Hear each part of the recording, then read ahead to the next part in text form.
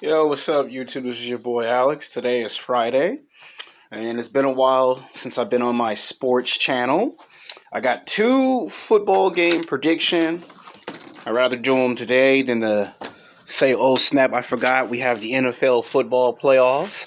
I know a lot of y'all just want to watch basketball and baseball and hockey, but we got these two games I'm going to do today, and then there'll probably be two more games I'm going to do tomorrow, and then sit back and see who wins between each game. These are like the wild card game prediction of the NFL. It's been a while since I've done some NFL smash mouth in your face football.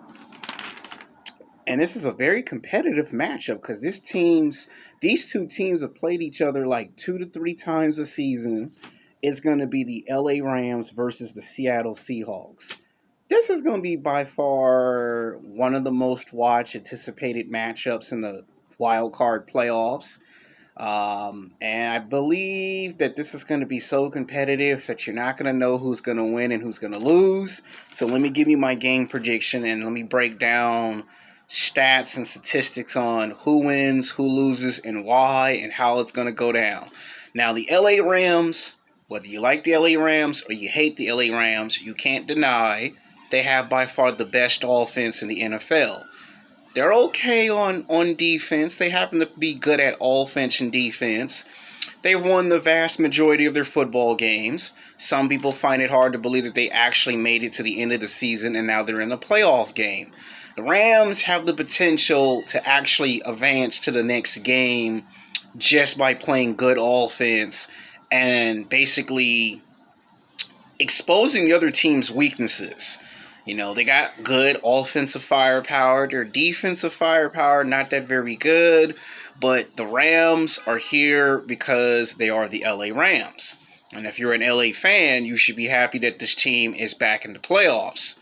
The only team that can stop us LA Rams from going back and trying to win another championship is Wilson and the Seattle Seahawks. That is another football team that I do like. So this one's a tough one to call. Now, I'm going to say Wilson has surprised me. He's had this wave of momentum after wave of momentum after wave of momentum after wave of momentum. This guy is going back to the playoffs. Now, I do believe the Seattle Seahawks have the advantage. They're going to be playing at home. There's the best defense, so this is going to be called the best offense versus the best defense. That's what this matchup is.